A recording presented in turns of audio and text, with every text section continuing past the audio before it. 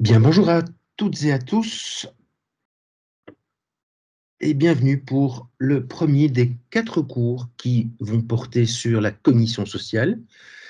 Alors, ça va être un peu particulier par rapport à ces cours puisque donc 8 heures sont prévues, mais entre ces 8 heures, il va y avoir la semaine prochaine 4 heures qui vont venir s'intercaler et qui vont porter sur la psychologie du développement durable. Donc nous, on va se voir pendant 4 heures, aujourd'hui et mercredi prochain. Et pour les autres 4 heures de cours de cognition sociale, ce sera Marie Bayot qui s'en occupera. Et donc aujourd'hui, je vais voir avec vous l'introduction à la cognition sociale.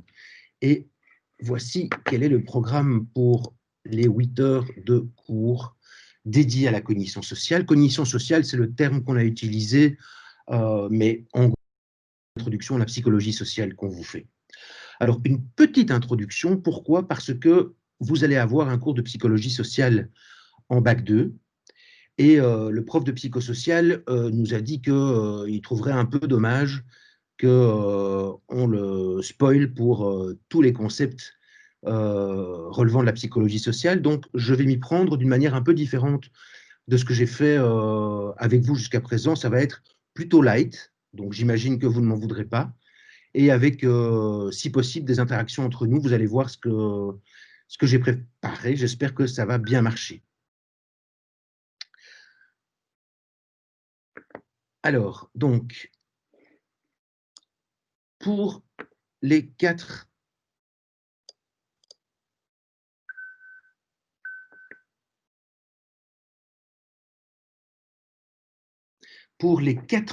sessions de ces 8 heures de psychologie sociale, aujourd'hui, tout simplement la question, mais enfin, mais qu'est-ce que c'est la psychologie sociale? Donc, je vais tenter d'y répondre avec vous.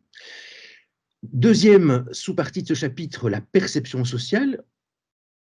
En gros, dans quelle mesure sommes-nous influencés dans la perception que nous avons de nous-mêmes et dans la perception que nous avons d'autrui par les situations dans lesquelles nous nous trouvons exposés? Ça, c'est Marie qui vous en parlera. Et puis, je reviendrai avec la troisième sous-partie, attitude, changement d'attitude et influence sociale. Eh bien, on verra, c'est quoi une attitude? En quoi une attitude prédit-elle le comportement? Quelles sont les interventions que l'on peut mettre en place pour provoquer un changement d'attitude? Et vous verrez qu'il y a plein d'implications extrêmement importantes dans la vie quotidienne. Par exemple, comment faire pour prévenir l'alcoolisme au volant, comment faire pour diminuer les risques de toxicomanie ou de développement de la toxicomanie auprès des jeunes, etc., etc. Comment faire en sorte que les personnes se protègent quand elles ont des relations sexuelles. Eh bien, via du changement d'attitude, on peut observer des changements de comportement dans le sens que l'on souhaite. Et dans cette partie, on verra également l'influence sociale. Toute une série de techniques qui sont utilisées pour faire à des gens des choses qu'ils ne feraient pas forcément si on ne les influençait pas. Tout un programme. Et enfin, dernier volet, les relations interpersonnelles. Et là, ce sera de nouveau Marie qui s'en chargera. Donc nous, aujourd'hui, on va voir la cognition sociale, pardon, l'introduction à la psychologie sociale. Alors, au niveau des slides, donc j'ai déposé ce matin le document PDF des slides, et je ne sais plus comment il s'appelle, je crois que c'est cours du 27 novembre, et il est donc disponible sur Moodle.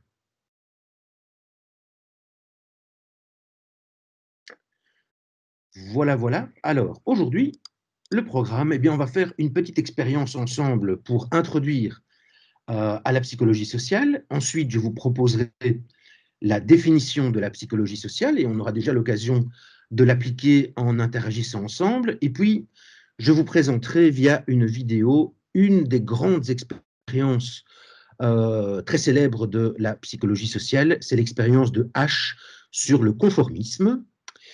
Je vous parlerai ensuite du situationnisme, qui est quelque chose de tout à fait typique à la psychologie sociale. En gros, l'idée, c'est que, en général, quand on observe le comportement de quelqu'un, on a tendance à l'expliquer à partir des caractéristiques personnelles de ce quelqu'un. Imaginons quelqu'un qui ne dit pas souvent bonjour, eh bien, quand vous le rencontrez, eh bien, on pourrait se dire, bah, c'est parce que cette personne, elle a un niveau d'éducation relativement faible, ou bien parce que tout simplement, elle est introvertie, elle a peur de dire bonjour, ou encore, c'est quelqu'un qui est fondamentalement mal luné et qui, de ce fait-là, ne dit pas bonjour aux gens. Ça, c'est le genre d'explication assez classique que l'on va retrouver chez la plupart des gens.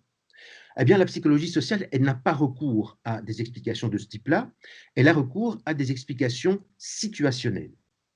Qu'est-ce qui, dans la situation, peut expliquer le comportement des gens? C'est ça qui est typique de la psychosociale, c'est que le niveau d'explication se situe dans la situation dans laquelle nous nous trouvons. Après avoir expliqué ce que c'est le situationnisme, je replacerai la psychologie sociale parmi les autres sciences humaines en montrant que la psychologie sociale s'intéresse à un niveau d'analyse des phénomènes sociaux qui lui est propre. Et je terminerai le cours d'aujourd'hui par les 5 motivations sociales de base. Alors, on est parti pour cette expérience introductive. Premièrement, j'avais mis en tout début de chat un lien vers une petite question générée via WooClap et je vous demande de bien vouloir y répondre. Je vois qu'il y a déjà une douzaine de personnes qui ont répondu, donc je demande aux autres qui sont en ligne de bien vouloir donc cliquer sur le lien et répondre à cette petite question qui est: avez-vous regardé le clip vidéo et les paroles de la chanson d'Angèle? C'était la petite préparation que je vous avais demandé de réaliser pour le cours d'aujourd'hui. Donc je vois que vous êtes en train de le faire.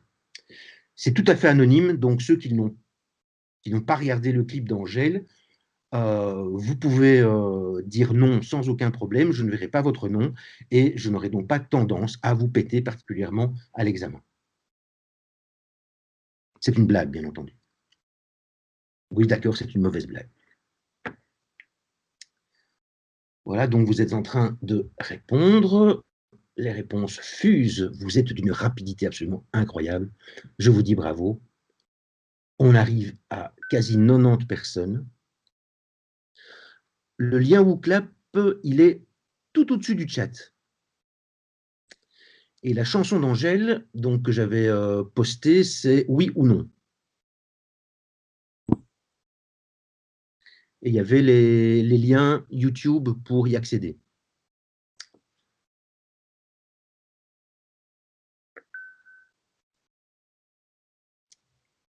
J'attends encore quelques instants. Donc vous êtes plus ou moins 150 à être branchés. Vous êtes un peu plus de 100 à avoir répondu.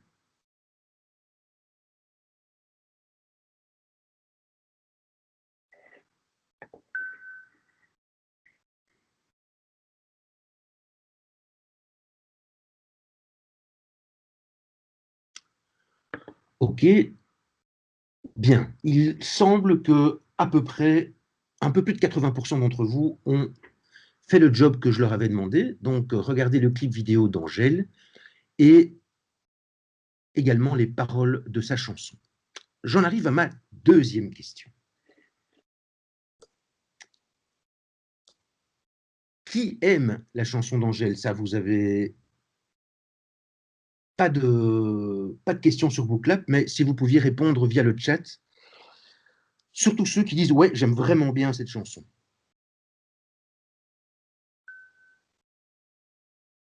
Donc Soline aime bien.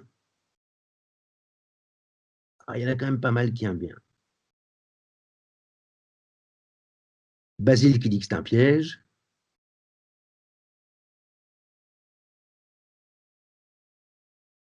OK,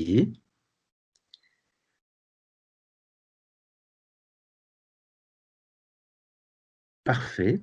Alors, est-ce qu'il y en a vraiment qui adorent cette chanson?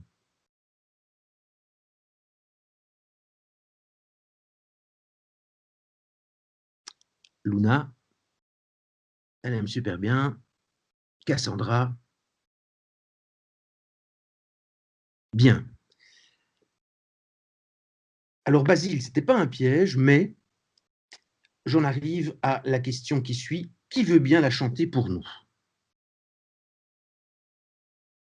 Sachant que je mets à votre disposition, et il faudra uniquement chanter le premier couplet. Il me faut absolument une personne pour la chanter. S'il vous plaît. Alors, Sophie, elle instrumentalise directement la chose. Pour combien de points? Désolé, mais ça, je peux pas. Ah, Basile la chanterait peut-être? Ah, Caroline l'aurait bien fait, mais elle est en bibliothèque, je peux comprendre. Pas de micro pour Cédric. Ah, Soline veut bien la chanter. Bravo, Soline. Tu veux bien brancher ton micro? Oui. Eh ben, on t'écoute. Vas-y. Donc, c'est uniquement le premier couplet que normalement tu as sous les yeux là. Ok. Ma journée est passée à une de ces vitesses. Pas mis le dehors, pas la laver. Ah ça, je déteste. Batterie flash, j'ai pas de quoi recharger. Et ça arrive qu'à moi. Je voulais pas faire de story qui t'était dédiée. Je sais pas te dire pourquoi. Mais c'est génial, dit. Ah, franchement, bravo. Hein. Moi, je dis, c'est vraiment une belle prestation, quoi. C'est vraiment excellent. Je crois qu'on peut vraiment tous t'applaudir ou faire des likes ou tout ce que vous voulez, mais franchement, je dis, je suis vraiment, vraiment admiratif. Bravo, Soline. Alors maintenant, j'ai une deuxième demande à vous faire. Vous avez ici le deuxième couplet de la chanson, et donc je demande à deux personnes parmi vous de bien vouloir chanter ce deuxième couplet. Donc plus une seule personne, mais deux personnes. Si possible, pas Soline, mais deux autres personnes.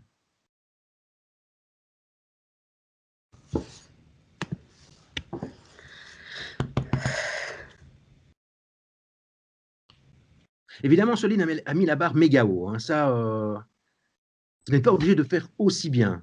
Mais si je pouvais avoir deux personnes qui se lancent, ce serait super.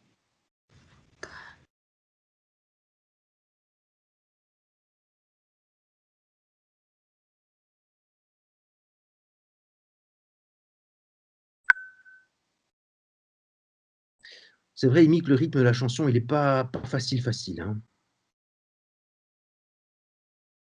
Ah, Basile est d'accord.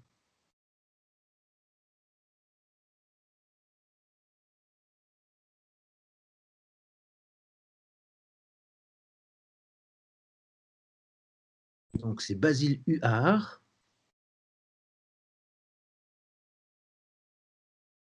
qui nous demande une seconde pour pouvoir l'écouter. Et Romane est prête à chanter avec sa copine dans son code, ça me paraît parfait. Donc, Basile, vous avez besoin de beaucoup de temps ou... Enfin, vous nous dites quand vous êtes prêt. Hein. Romane, vous êtes prête? Oui, je suis prête. Ok. Donc, restez en attente. On va attendre Basile.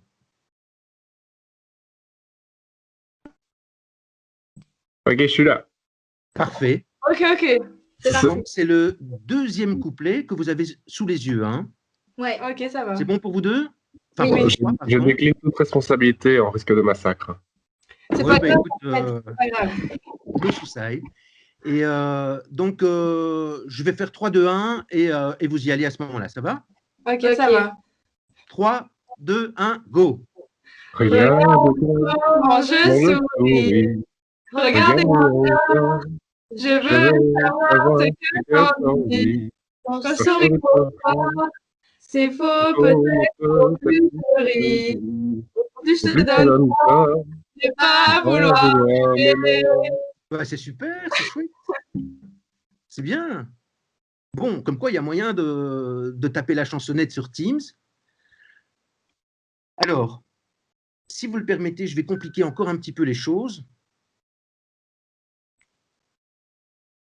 Vous avez maintenant le refrain, donc le fameux c'est oui ou bien c'est non, mais je chanterai plus tard, mais pas celle-là.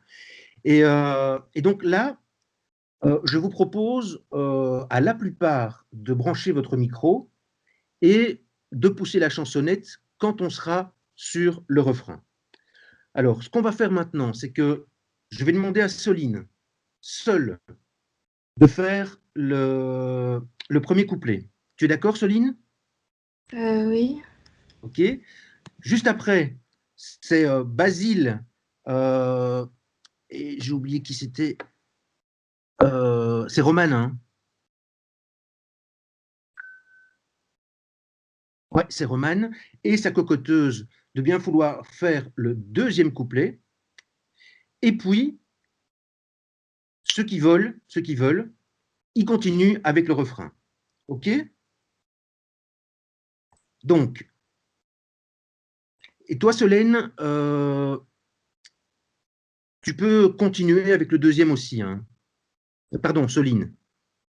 Donc, j'espère avoir été clair. Donc, Soline toute seule pour le premier couplet. Ensuite, Soline plus Romane, sa cocoteuse et Basile pour le deuxième. Et puis, j'aimerais que vous continuiez, plus d'autres personnes qui s'y mettraient pour le refrain, parce que le refrain est quand même plus facile. OK, c'est bien compris? Bon ben, Soline, c'est quand tu veux. Ok. Je commence là? Ok. Ouais. Ma journée est passée à une de ces vitesses. Pas mis le nez dehors, et pas la vie à ce que je déteste. Batterie faible, j'ai pas de quoi recharger. Et ça m'arrive qu'à moi. Je voulais faire des stories qui étaient dédiées, je sais pas dire pourquoi. Super. À 4. Ok. Romane Basile, sa cocoteuse Soline. Allez-y. 3, 2, 1, Regarde, go. Regarde regarde comment je souris. souris. Regarde et Regardez encore, je je veux veux savoir ce que t'en dis. Quand je souris trop fort, c'est c'est faux, faux, mais peur, je je ris. au Au plus plus je te donne tort de de pas pas vouloir m'aimer. OK, maintenant, tous ceux qui veulent peuvent y aller. C'est oui ou bien Oui ou c'est bien c'est non. C'est non. hier tu me Tu me Tu me voulais. voulais. C'est oui ou Oui ou bien bien c'est c'est non. non. demain tu Demain veux tu pas m'arracher. C'est C'est oui ou bien c'est c'est non. non. Je vais Je mais devoir devoir t'oublier. t'oublier. C'est oui C'est ou oui ou bien bien c'est c'est non. non. Super. Je vous remercie beaucoup. Maintenant, Soline, je voudrais que tu nous expliques un petit peu comment tu te sens par rapport à ça, puisque toi, tu as dû faire la prestation toute seule. Ça t'a beaucoup stressé ou bien ça allait? Oui, je tremble. Ah oui, mais tu as osé. Et franchement, il fallait le faire. Et en plus, tu l'as super bien fait. Donc, franchement, je te dis bravo. D'une part, ta prestation était de tout haut niveau. Et d'autre part, il fallait vraiment oser faire ça en live comme ça, a cappella et devant tout un parterre de personnes qui t'écoutent. Pour toi, Roman, comment ça s'est passé? Bah, ça va parce que j'étais avec ma cocoteuse, donc c'est moins gênant de parler devant autant de personnes, enfin de chanter. OK. Basile? Et il y a mon petit frère à côté de moi et ça le fait bien rire. Moi, j'ai passé un OK. très bon moment. Bien. Alors maintenant, avant de théoriser tout ça, j'aimerais que on fasse encore une chanson. Et là, je vais chanter avec vous. Une chanson que normalement beaucoup d'entre vous connaissent, c'est le chant des Wallons. Est-ce que ça vous dit? Le chant des Wallons? Vous connaissez?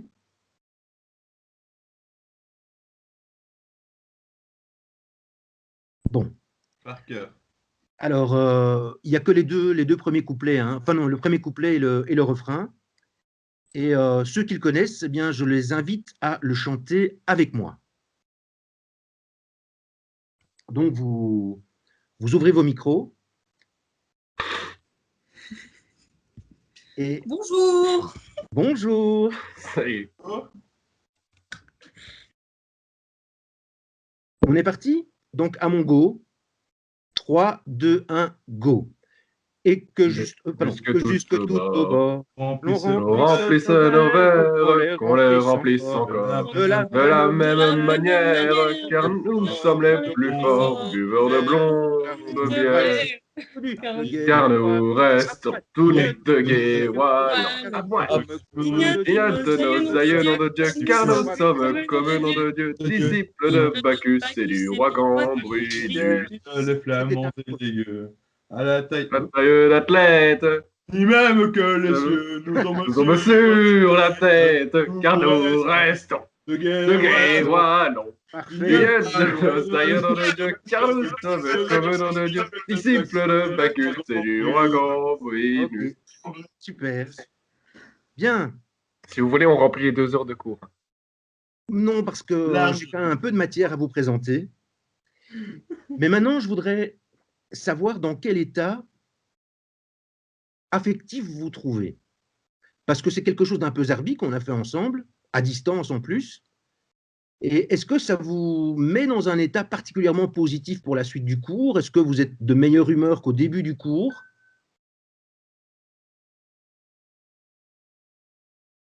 De bonne humeur, nous dit Isan. Ok, donc il semblerait que ça fasse de l'effet, ce genre de truc. Eh bien, en gros, c'est ça la psychosociale. Et je vais vous expliquer un petit peu quels étaient les mécanismes qui étaient à l'œuvre dans le petit exercice que je vous ai demandé.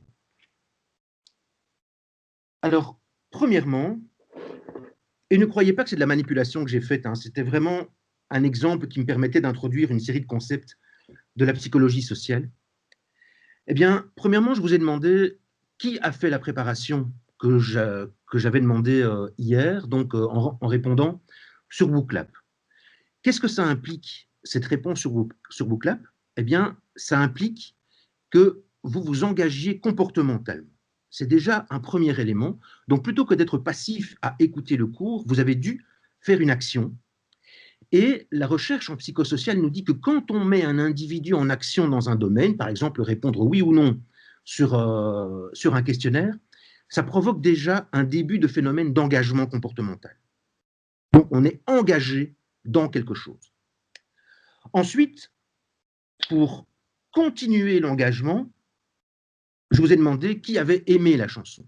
Il y en a qui m'ont dit « j'ai aimé », d'autres qui m'ont dit « j'ai pas aimé », mais il n'en demeure pas moins que vous avez quand même à nouveau fait un engagement comportemental. Eh bien, cet engagement, dans les techniques d'influence, ça porte le nom de pied dans la porte. Le pied dans la porte, c'est quand on demande à quelqu'un de faire un tout petit truc. Par exemple, dites-moi oui ou non par rapport au fait que vous avez regardé le clip vidéo d'Angèle. Eh bien, si on fait ce petit engagement et qu'après on demande à la personne quelque chose de plus important, elle va avoir davantage tendance à acquiescer que si on lui demande la chose importante directement. C'est un peu le truc, vous avez peut-être déjà vécu ça dans la vie de tous les jours, quelqu'un qui arrive vers vous et qui voit que vous êtes en train de fumer, puis qui arrive et qui demande « Excuse-moi, tu n'aurais pas l'heure ?» Et là, vous sortez votre GSM, vous donnez l'heure, et puis après « Oh tiens, tu n'aurais pas une clope ?» Eh bien, le fait qu'il vous ait demandé l'heure et que vous ayez donné l'heure vous amène beaucoup plus facilement à accepter de lui donner une cigarette que s'il était arrivé directement en vous demandant sa vraie demande. Ça, c'est ce qu'on appelle le pied dans la porte.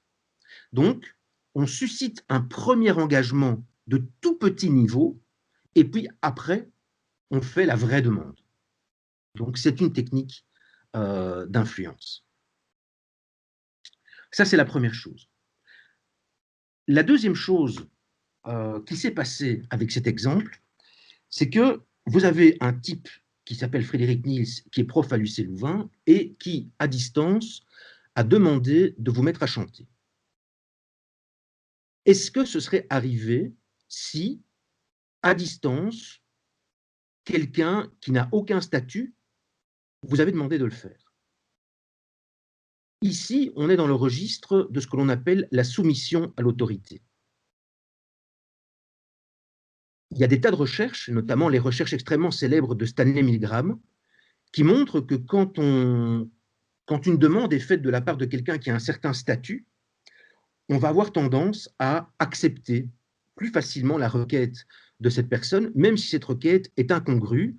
Et en l'occurrence, ici, c'était une requête incongrue que je vous ai adressée, qui était de chanter d'abord seul, et là, Céline a accepté, et puis Romane, sa cocoteuse, et puis Basile, devant son petit frère.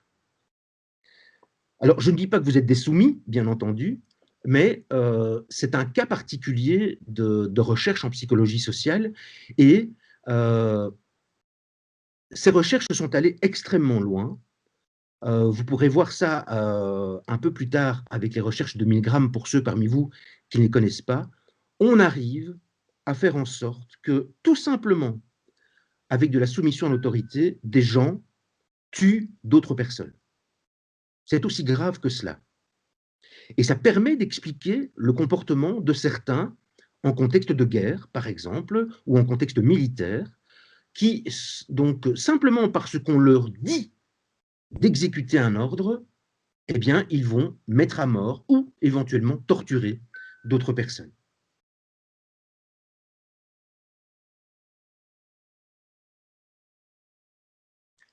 Alors oui, il y a une proposition de Chiara, donc pour avoir de l'argent auprès de son papa, donc papa, tu ne peux pas me donner l'heure, et puis après lui demander 5 €.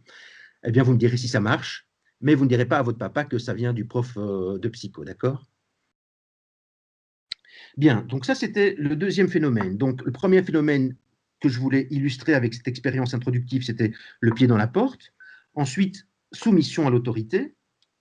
Ensuite, vous avez vu que cette expérience où d'abord Soline a chanté, et puis Romane sa cocoteuse, et puis Basile, et puis plusieurs parmi vous, et puis on s'est fait le chant des Wallons, ça active des phénomènes que l'on appelle des phénomènes de dynamique de groupe.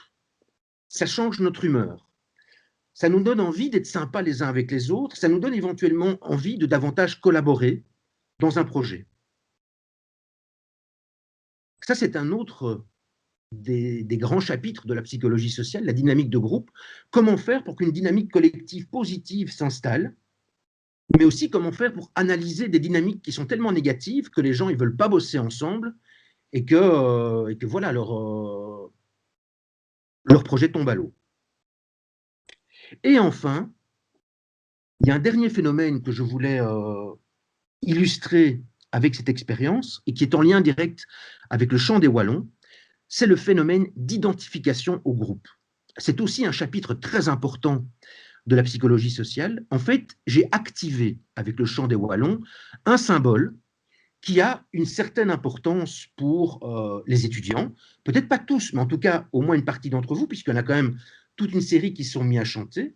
Et en se mettant à chanter le chant des Wallons, qui est une sorte de chant symbolique pour les étudiants en Fédération Wallonie-Bruxelles, eh bien, cela provoque normalement un phénomène d'identification au groupe. Le fait que nous appartenions à la même communauté est rendu saillant, donc passe au premier plan, si vous voulez, quand on fait ce genre de recours à des rites qui symbolisent quelque chose pour le groupe. Ça peut avoir des effets positifs, à nouveau, en termes de dynamique de groupe, mais ça peut avoir aussi des effets négatifs. Par exemple, quand on rend saillante l'appartenance à un groupe, par exemple avec le chant typique de ce groupe, cela amène les gens à être, donc les membres de ce groupe, à être plus discriminants ou avoir plus de comportements discriminatoires à l'égard de personnes qui n'appartiennent pas à ce groupe. Et oui, Tania, je pense que vous avez en partie raison, ce sont des ressorts du populisme. Si vous regardez des documentaires sur des groupes extrémistes, vous pourrez voir assez fréquemment que ces groupes ont des bannières, des tenues vestimentaires qui leur sont propres et qui signifient leur appartenance. Alors ça signifie bien entendu leur appartenance aux yeux des autres, mais c'est aussi un signe de ralliement pour les membres du groupe en tant que tel. Cela active le sentiment d'appartenance et cela risque d'activer des sentiments négatifs à l'égard des autres groupes et éventuellement des comportements négatifs à l'égard des autres groupes. Voilà, vous avez là tout un cortège de phénomènes étudiés par la psychologie sociale et qui sont donc illustrés dans cette première expérience introductive que l'on a fait ensemble. Et oui, Chiara, vous avez raison, la Deuxième Guerre mondiale est un bon exemple avec, par exemple, avec les nazis, qui portaient tous de très beaux uniformes. Est-ce que vous connaissez le nom du couturier qui a fait les uniformes des nazis? Effectivement, c'est Hugo Boss, qui est le couturier qui a créé les magnifiques uniformes des nazis. Ce qui ne donne pas forcément envie à tout le monde de porter des vêtements de la marque Hugo Boss, outre le prix qu'il coûte, bien entendu. Voilà pour donc cette expérience introductive que vous semblez avoir relativement bien vécue, et ça me fait bien plaisir. Et ça me permet donc de définir maintenant ce qu'est la psychologie sociale. Vous serez encore mis à contribution un peu plus tard dans ce cours. Alors, la psychologie sociale, c'est l'étude de l'influence sociale. C'est l'étude de notre comportement en tant que comportement influencé par les autres, par la situation sociale dans laquelle on est. Donc, de manière un peu plus détaillée, la psychologie sociale, c'est la discipline scientifique qui tente de comprendre et d'expliquer comment les pensées, les sentiments et les comportements des individus sont influencés par d'autres individus, que ces derniers existent bel et bien, ou bien qu'ils relèvent de l'imaginaire, ou bien que leur présence soit simplement implicite. Et je vais expliquer cette définition maintenant. Donc, premièrement, nous avons le fameux triptyque pensée, sentiment, comportement. Autrement dit, ce qui nous intéresse, c'est de voir comment on est influencé par les autres, mais sur ces trois niveaux-là. En quoi nos comportements peuvent être influencés par les autres, en quoi nos pensées peuvent être influencées par les autres, et en quoi nos affects, nos sentiments, nos émotions peuvent être influencés par les autres. Gardez bien ça en tête parce que je vais vous demander, dans un exercice, dans quelques instants, de générer des exemples de cela. Alors maintenant, la deuxième partie de la définition dit, donc, influencés par d'autres individus qui existent bel et bien, autrement dit, qui sont présents dans une situation. C'est le cas ici, même si nous sommes en présence virtuelle, eh bien, on est à peu près 150 à être ensemble dans ce cours. Il y a moi qui vous parle en permanence et je sais que vous êtes présents en tant que public et bien entendu, cela m'influence dans ma manière de me comporter. Ça m'influence dans mes sentiments. Par exemple, j'éprouve des sentiments positifs au fait que vous avez été relativement compliant par rapport à ce que je vous ai demandé pendant cette expérience introductive d'il y a quelques minutes. Et au niveau de mes pensées, ben voilà, je suis en train de penser à mon cours, à comment essayer de vous le transmettre le mieux possible. Donc là, on est sur de la présence réelle des autres. Maintenant, la psychosociale s'intéresse aussi à l'influence des autres, même s'ils relèvent de l'imaginaire. Autrement dit, quand vous êtes seul, il est possible que vos comportements, vos pensées, vos émotions soient quand même influencées par votre imagination liée à d'autres personnes.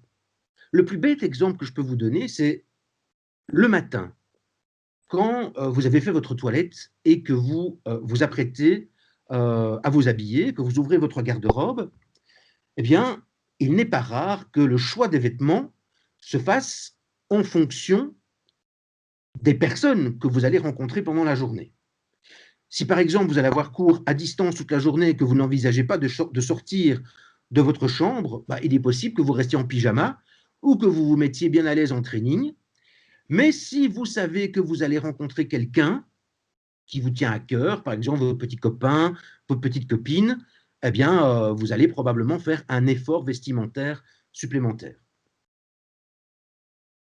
Or, au moment où vous choisissez vos vêtements dans votre garde-robe, le petit copain, la petite copine, bah, il ou elle n'est pas là.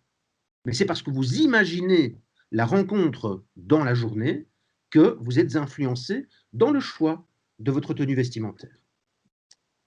Troisième type de présence d'autrui, la présence plutôt symbolique ou implicite. Là, le premier exemple qui me vient en tête, c'est que donc vous imaginez que vous rentrez chez vous, vous êtes au volant, c'est la nuit, et vous habitez dans un bled, et pour arriver jusqu'à votre maison, il y a un carrefour. Vous êtes au volant de votre voiture, et le feu de signalisation est au rouge. Cependant, il n'y a personne dans les parages, et vous savez qu'il n'y a pas de caméra sur le carrefour. Néanmoins, vous vous arrêtez et vous attendez que le feu passe au vert. Eh bien, c'est parce que les feux de signalisation symbolisent quelque chose pour vous, que vous avez intériorisé, comme étant une permission ou une interdiction posée par autrui de passer ou pas. OK? Alors maintenant, l'exercice que je vous propose, c'est de remplir ensemble le tableau que vous avez sous les yeux. On va commencer par un cas simple. Je vous demande de bien vouloir générer un exemple de vous influencé au niveau de vos comportements par la présence effective de quelqu'un dans votre environnement social.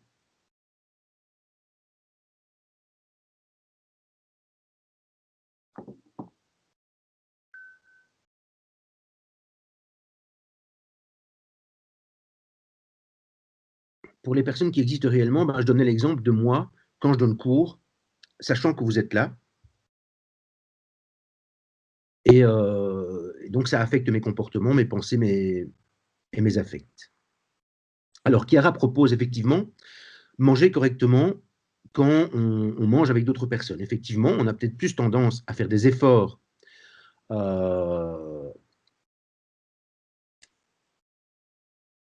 en mangeant tout à fait proprement quand on est en présence d'autrui.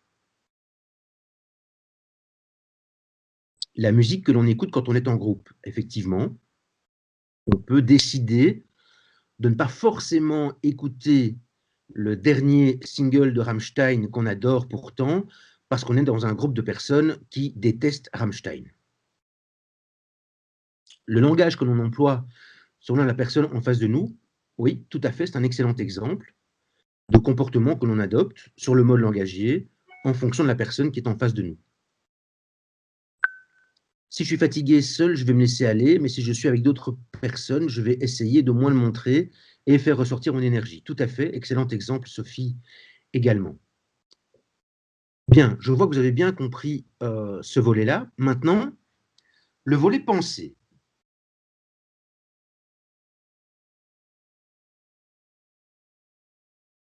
En quoi la présence... Enfin, donnez-moi un exemple de pensée particulière qui pourrait venir dans votre esprit en fonction de la présence réelle de personnes dans votre environnement.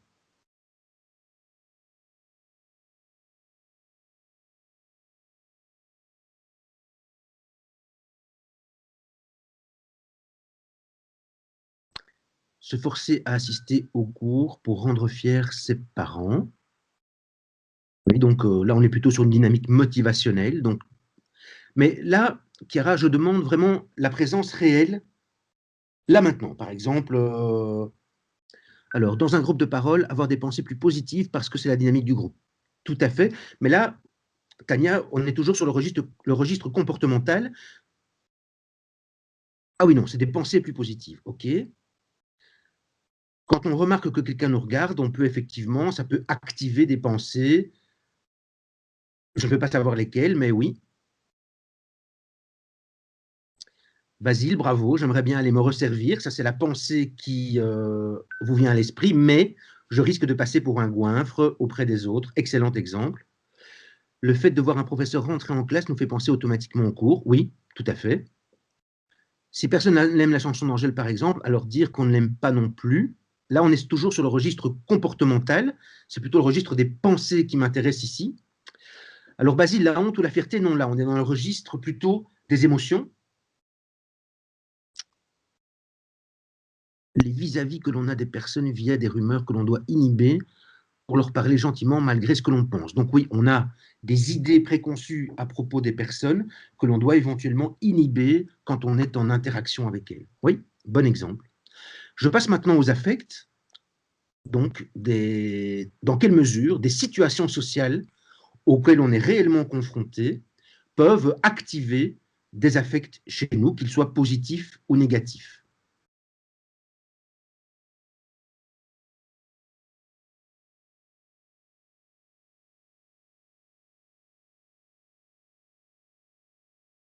Être transporté dans l'ambiance d'un concert, oui, effectivement.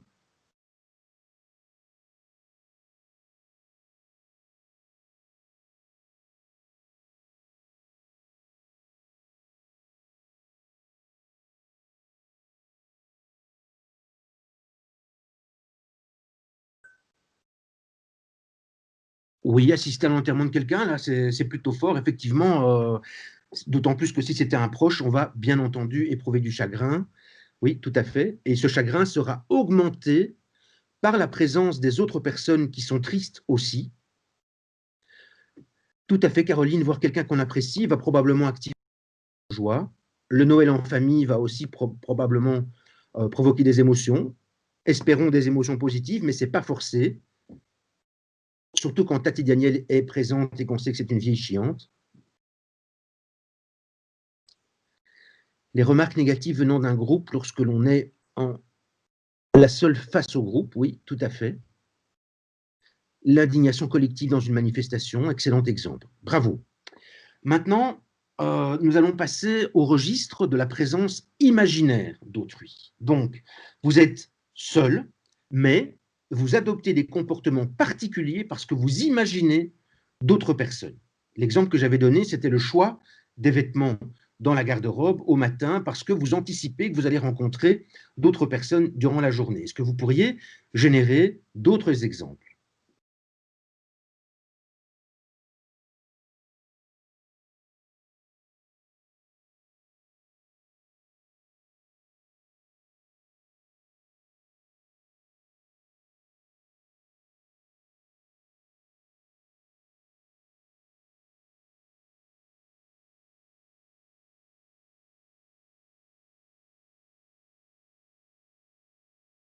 Moins facile, on dirait.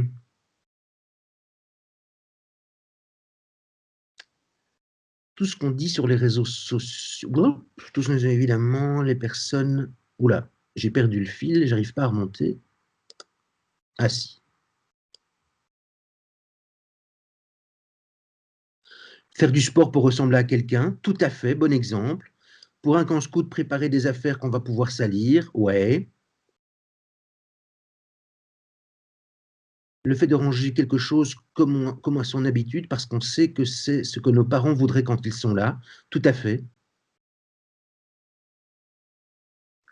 Absolument.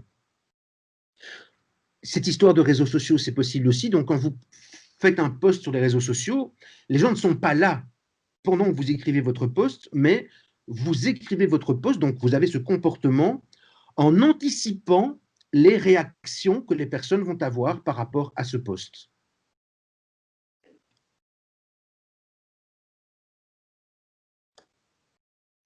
On lave directement son assiette alors que d'habitude on ne le fait pas, mais notre cocoteur nous avait vraiment embêté avec ça, donc on le fait même s'il n'est pas là. Tout à fait.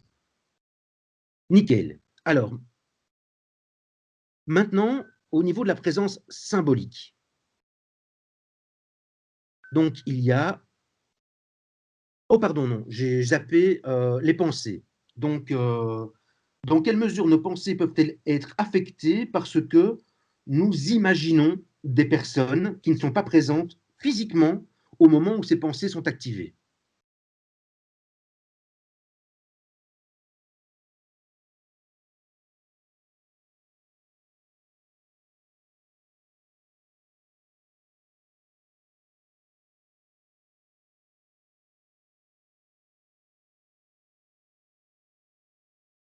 On voit une photo d'une personne qu'on aime, donc on pense à elle. Tout à fait. imaginez qu'on rate un examen oral. Oui, effectivement, vous anticipez la relation en face à face avec un prof et vous vous plantez. Ça peut effectivement être des pensées qui vont aussi activer, bien entendu, des émotions. Si on s'imagine avec quelqu'un, ben, on peut anticiper le type d'interaction qu'on va avoir avec cette personne et effectivement, ça active des pensées particulières. Les disputes imaginaires qu'on a sous la douche avec une personne qui n'existe même pas. Intéressant. Oui. Préparer des plans de sortie, ouais. Changer sa mentalité pour devenir une personne meilleure car on croit ne pas être bien, ouais. S'inquiéter lorsque quelqu'un est en retard à une réunion, absolument. On est triste en voyant une scène qui nous rappelle la mauvaise situation d'un proche et on pense à lui, ouais.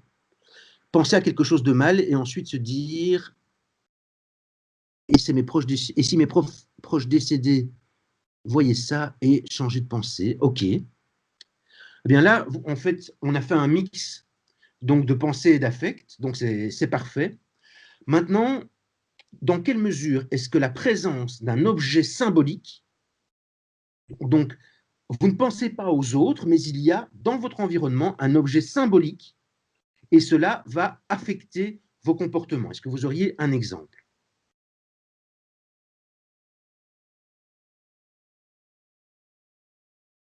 L'exemple que j'avais donné moi, c'était s'arrêter à un feu de croisement quand le feu est rouge, alors qu'il n'y a absolument personne dans l'entourage. Alors, Amy, oui, on a passé en revue quelques affects il y a quelques instants. C'est pour ça que je passe directement à la présence symbolique. Oui, respecter le code de déontologie, tout à fait. Donc, le code de déontologie des psychologues, par exemple, qui nous amène à respecter le secret professionnel. Là, on est donc sur le registre comportemental. Excellente illustration. Si on est catholique, faire le signe de la croix en passant devant un cimetière.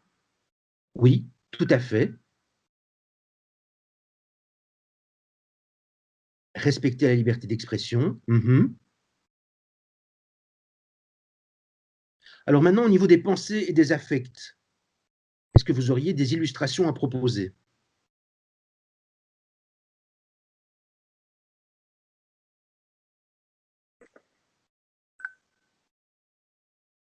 Passer devant un McDo et se rappeler du repas qu'on a pris avec un ami. Ah bah oui, bon exemple.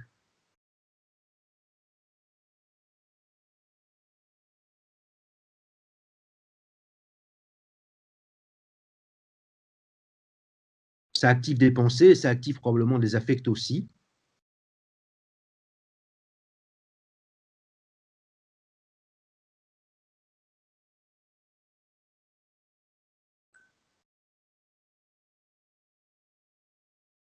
Voir la maison d'un proche décédé et être triste, oui. Alors, les affects, Céline, c'est tout ce qui est émotion. Oui, voilà, c'est le registre des émotions. Se rappeler des bons souvenirs en voyant des photos de vacances, effectivement. Revoir un film que l'on a vu avec un proche la première fois au cinéma. Ouais. Allumer un feu dans sa cheminée et penser à notre séjour chez les scouts, tout à fait. Bien, bah, je vois que vous avez bien compris. C'est parfait. Alors maintenant, je vais vous proposer une vidéo. Et je ne sais pas comment ça marche si vous entendez le son quand je passe une vidéo à distance, mais dans tous les cas, le son, à la limite, on s'en fiche parce que c'est une vidéo en anglais qui est sous-titrée en français. Donc, je vais passer la vidéo maintenant. Pour ceux qui ne la verraient pas bien, vous avez au-dessus de la slide l'URL pour pouvoir aller sur YouTube et regarder la vidéo éventuellement dans de meilleures conditions. Mais donc, je vais passer la vidéo maintenant et vous demander votre avis. Elle dure 5 minutes, je pense. On est parti. Experiment is not a public opinion poll. It examines behavior under the pressure of social forces, as the experiment of Solomon Asch reveals. The experiment you'll be taking part in today involves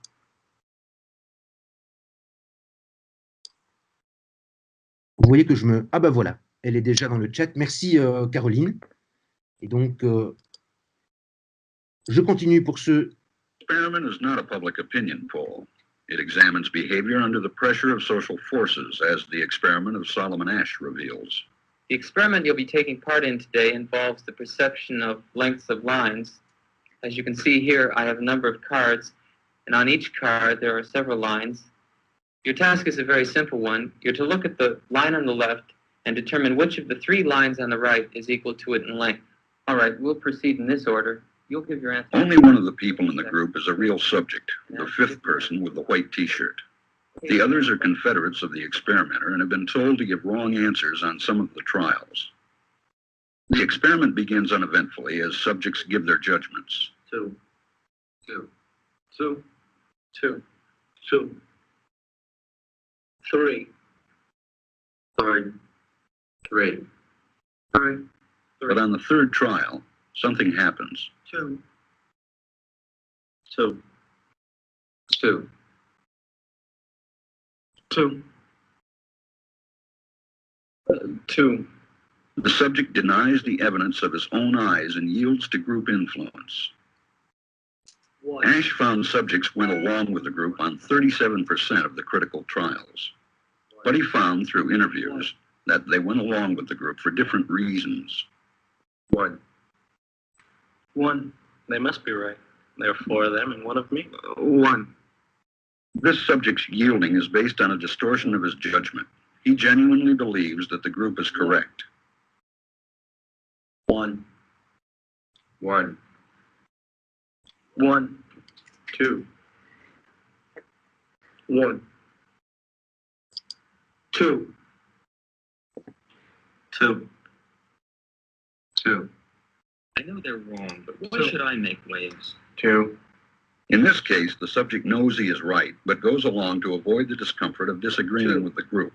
Here, the distortion is at the level of his response. 2. 2. 2. 2. In the previous experiment, the naive subject stood alone against the group. In this variation, Asch gave the naive subject a partner, here seated in the 3rd position, who also gives the correct response. 1. 1. 2. 1. 2. With a partner, yielding drops to only 5% of the critical trials compared to 37% without a partner. Although subjects report warmth and good feeling toward the partner, they typically deny that he played a role in their own independence. The partnership variation shows that much of the power of the group came not merely from its numbers, but from the unanimity of its opposition. When that unanimity is punctured, the group's power is greatly reduced. Sometimes we go along with a group because what they say convinces us they are right. This is called informational conformity. But sometimes we conform because we are apprehensive that the group will disapprove if we are deviant. This is called normative conformity. The strength of the normative factor is shown in another variation carried out by Asch. In this variation, the subject is told that because he had arrived late, he would have to write his answers. Subjects in this private response experiment are exposed to the same amount of misleading information as other subjects, but they are immune from any possible criticism by the group. 1. And this enormously reduces the pressure to conform. Conformity drops by 2/3. Asch's experiment is a classic. It reveals how people will deny what they see and submit to group pressure. It allows us not only to observe conformity, but to study the conditions that increase or reduce its occurrence.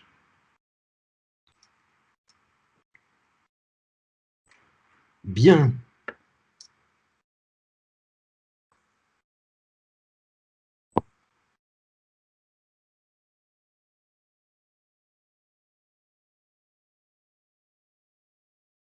J'imagine qu'il y en a parmi vous qui sont encore en train de regarder sur YouTube. Alors, je vous propose de faire la pause maintenant. On discute de l'expérience de Asch à 11h50. Donc, 10 minutes de pause.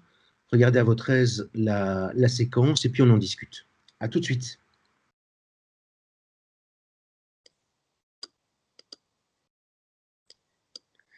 Voilà, je vous propose de reprendre. Normalement, vous avez eu tous et toutes l'occasion de regarder cette courte vidéo sur l'expérience de H. Alors, ce que je vous propose maintenant, c'est que je vais expliquer la base de l'expérience de H, et puis je vais vous donner la parole pour l'explication de ces effets et les subtilités supplémentaires qu'il y a un peu plus tardivement dans la vidéo. Donc, l'idée est la suivante. Il y a, je crois, 7 personnes qui sont prétendument des participants à une recherche, mais en fait, 6 de ces personnes sont des complices de l'expérimentateur, et le vrai participant à la recherche, bien entendu, ne sait pas que les autres sont des complices, et ce participant est mis en 6e position. Donc il y a 5 personnes qui vont répondre aux questions avant lui et une personne après lui. Ça, c'est la base. Alors, c'est quoi les questions? C'est que on montre, donc l'expérimentateur montre sur un carton la chose suivante. Il y a à gauche une ligne qu'on va appeler la ligne étalon, et à droite, 3 lignes, 3 barres de longueur différente. Et la tâche qui est demandée consiste à identifier laquelle des 3 barres de droite a la même longueur que la barre étalon de gauche. Alors, il y a 2 premiers essais qui se passent tout à fait normalement, où les 5 premiers pseudo-participants, donc les complices de l'expérimentateur, donnent la bonne réponse. Le vrai participant, qui est en 6e position, donne la bonne réponse, et le 7e aussi. Donc, tout à fait normal pour les 2 premiers essais. À partir du 3e essai, les complices donnent clairement une mauvaise réponse. Mais ils donnent tous la même. Donc, imaginons que la bonne réponse était la réponse 2, donc la 2e barre qui a la même longueur que la barre étalon. Eh bien, les complices disent 3. Et donc, imaginez, vous êtes dans la situation du participant, vous dites « Ah, je vais répondre 2 », et vous avez le premier qui dit 3, le deuxième qui dit 3, etc., jusqu'à vous. Et vous, de ce fait-là, vous allez dire 3, et puis le dernier, il dit 3. OK, et on continue comme ça, et on voit que il y a pas mal de gens qui vont se conformer à la réponse du groupe. Donc ça, c'est l'effet, si vous voulez, qui est constaté. Maintenant, je vous cède la parole. Il y a 2 explications qui sont avancées pour justifier cela. Est-ce que vous pourriez me dire lesquelles?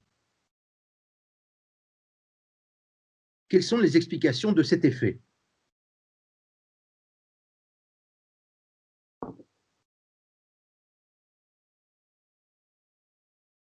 Vous n'êtes pas obligé de rédiger, vous pouvez lever la main. Oui, peur du jugement du groupe, influence du groupe, besoin d'appartenance, peur d'exclusion, OK. Mais il y a des choses plus précises qui étaient reprises dans la vidéo.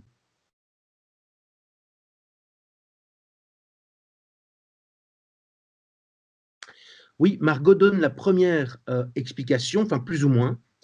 Donc la première explication, c'est que le participant doute de la qualité de sa perception visuelle, sachant que les autres donnent une autre réponse. Donc, comme Manon le dit, effectivement, l'individu pense avoir tort. Donc ici, on n'est pas dans l'explication du type peur d'être rejeté, besoin d'appartenance, etc., etc. On est vraiment dans une explication, et qui vaut pour toute une série de personnes, de remise en question de soi et de ses capacités à pouvoir discriminer la longueur des barres, et parce que tous les autres sont en train de dire une autre réponse que moi. Et donc, je remets en question ma propre évaluation, mon propre jugement. Ça, c'est la première explication. Et c'est ce qu'on appelle la dépendance informationnelle. Et l'autre, elle est appelée la dépendance normative. Et là, en fait, il s'agit, comme vous l'avez indiqué, de se conformer au groupe pour ne pas se faire rejeter, pour ne pas avoir l'air d'un con, etc. Donc, deux explications a priori. Une explication en termes de dépendance ou de conformisme informationnel. Oh, ben, ils disent tous autre chose, c'est que je dois me planter, allez, je vais dire comme eux. Et l'autre, c'est, oh là là, ils disent tous autre chose, moi, j'ai pas envie de me faire remarquer, j'ai pas envie de me faire mal voir, donc je vais dire la même chose qu'eux. OK, donc dépendance informationnelle et dépendance normative, pour expliquer le conformisme ici. Alors, ensuite, il y a une première subtilité qui est introduite dans l'expérience. C'est que, dans la première version de l'expérience, il y a un consensus total et unanime de la part de l'ensemble des complices. Ils disent tous la même chose. Dans la deuxième version, le troisième complice donne la bonne réponse. Et de ce fait-là, que se passe-t-il? Eh bien, on remarque que dès que l'unanimité est rompue, eh bien que le participant à la recherche va donner sa réponse qui est la bonne réponse. Qu'est-ce que ça implique ça? Ça implique que dans le cas du conformisme, c'est l'unanimité qui génère l'effet de la conformité. Si l'unanimité n'existe pas, eh bien, la réponse du sujet ne va plus être affectée ou plus autant affectée par les autres.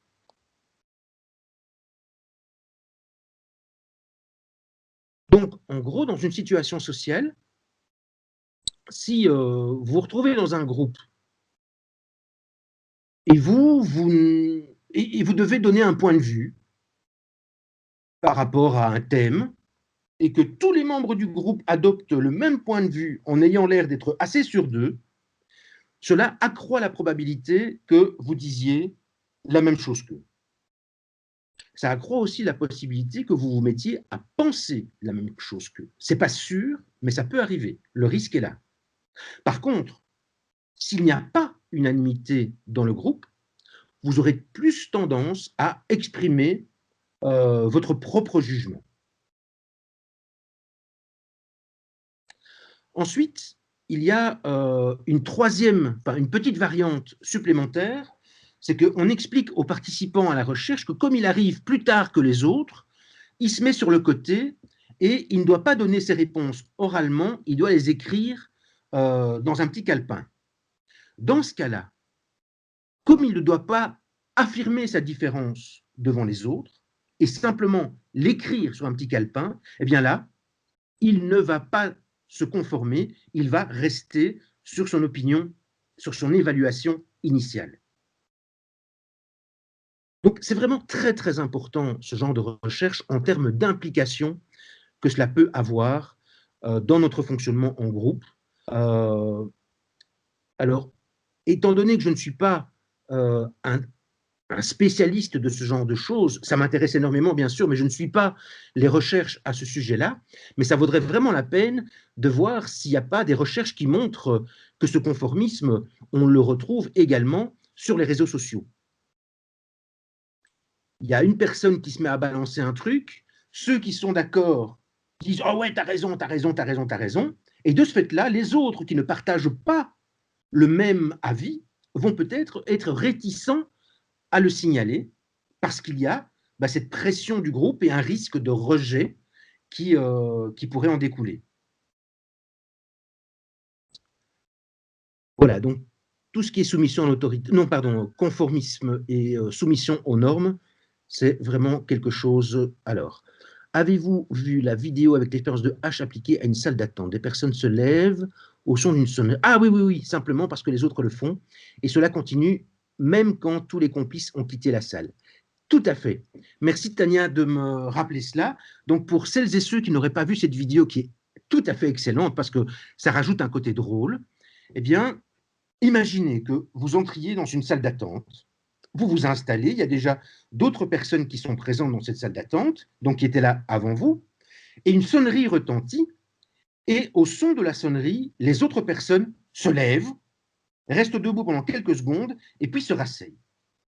Eh bien, le fait est qu'il y a une probabilité importante que lors de la deuxième sonnerie, quand vous voyez les autres se lever, vous vous leviez également. Et puis vous vous rasseyez en même temps qu'eux. Et puis les gens partent tout doucement de la salle d'attente, mais il y a toujours cette histoire de sonnerie où ils se lèvent et puis ils se rasseyent. Eh bien, quand vous êtes le dernier dans la salle d'attente, qu'il n'y a plus personne, et que la sonnerie retentit, vous vous levez et vous vous rasseyez. Et comme le dit Caroline, ça marche aussi avec l'ascenseur, où imaginez un peu la situation, vous entrez dans un ascenseur, il y a d'autres personnes qui sont dans l'ascenseur et qui regardent toutes dans une direction particulière qui n'est pas la direction de la porte de l'ascenseur. Souvent, les gens, quand ils se placent dans un ascenseur, ils s'installent de telle manière que les portes de l'ascenseur soient devant eux. Eh bien, imaginez que vous entrez dans un ascenseur et que tout le monde est en train de regarder sur le côté. Il y a de grandes chances pour que vous aussi, vous vous mettiez à regarder sur le côté. Ce sont des exemples parfaits de l'expérience initiale de H qui montrent à quel point nous avons tendance à nous conformer aux normes et aux comportements des membres d'un groupe, surtout si ce comportement est unanime.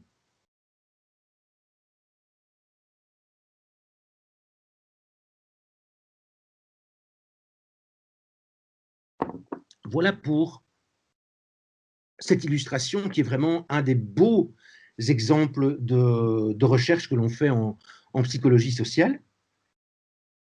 Maintenant, si vous le permettez, je vais continuer avec la notion de situationnisme.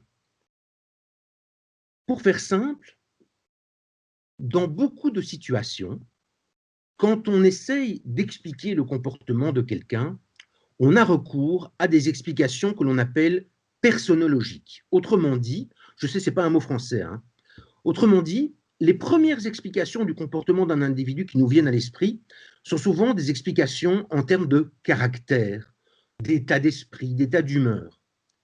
Donc, comme je le disais tout à l'heure, imaginez quelqu'un qui ne vous salue pas pour vous dire bonjour, eh bien, vous allez vous dire « ça c'est quelqu'un qui n'est pas très poli » ou bien c'est quelqu'un qui n'a pas bon caractère, etc. À l'inverse, la psychologie sociale prône le situationnisme, qui est l'inverse du personnologisme. Elle invoque, la psychologie sociale donc, des explications du comportement des gens basées sur la situation dans laquelle les gens sont confrontés. Et alors, je vais vous donner un exemple et ça va rendre les choses beaucoup plus claires. Imaginez que vous êtes dans la rue et que vous voyez à quelques mètres de vous une personne qui laisse tomber par accident son sac et il y a ses dossiers qui tombent par terre. Et passe au même moment une autre personne qui s'arrête et qui aide la première à remettre ses dossiers dans son sac.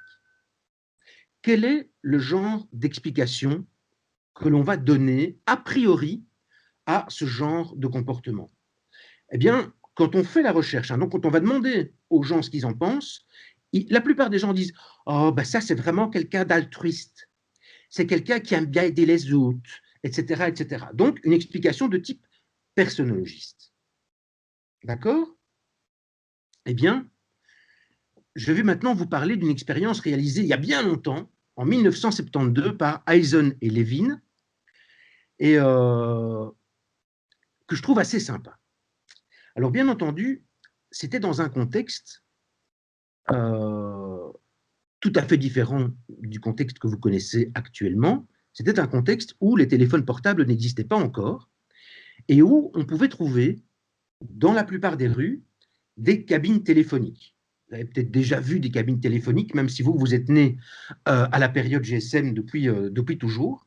Mais donc, imaginez, il y avait des cabines téléphoniques un peu partout en ville qui permettaient donc de téléphoner Et comment ça se passait? Eh bien, vous entriez dans la cabine téléphonique qui pouvait se refermer et vous glissiez une pièce de monnaie dans la machine et cela vous donnait l'opportunité de téléphoner à qui vous vouliez pendant un certain laps de temps.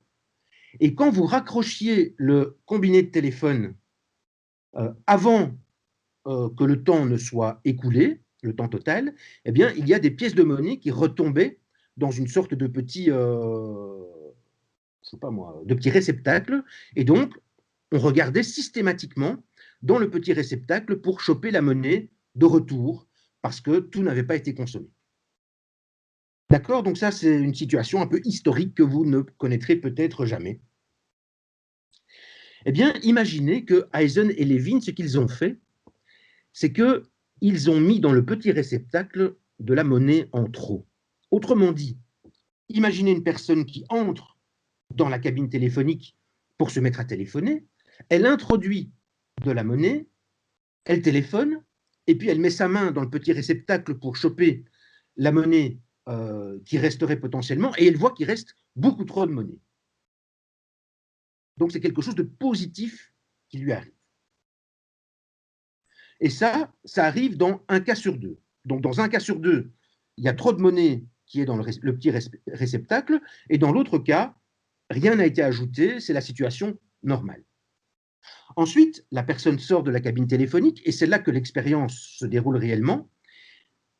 La personne sort de la cabine téléphonique, et quelques mètres plus loin, bams, elle rencontre une personne qui laisse tomber son sac et ses dossiers. Et ce qu'on essaie d'observer, c'est si la personne qui est sortie de la cabine téléphonique va adopter un comportement d'aide ou pas par rapport à la personne qui a laissé tomber ses dossiers. Eh bien, ce que l'on constate d'une manière extrêmement significative, c'est que ceux qui ont eu de la monnaie en trop dans le petit réceptacle vont avoir beaucoup plus tendance à aider que ceux qui n'ont pas eu de monnaie en trop. Autrement dit, ce n'est pas la personnalité ici qui explique le comportement altruiste, c'est la situation. C'est le fait qu'il nous soit arrivé quelque chose de positif juste avant qui nous amène à avoir un comportement altruiste. C'est ça le situationnisme, c'est voir le comportement comme en bonne partie expliqué par la situation dans laquelle on se trouve.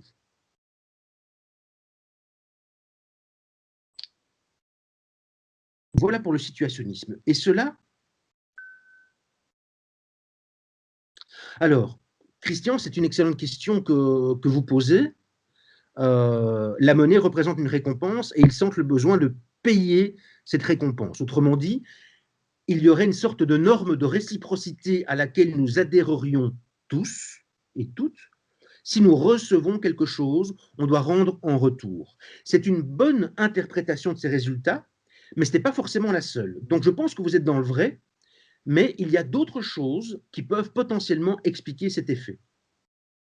Par exemple, le fait d'avoir eu de la monnaie en trop me met dans un état émotionnel positif, et quand on est dans un état émotionnel positif, on a tendance à aider les autres, indépendamment d'une éventuelle norme de réciprocité.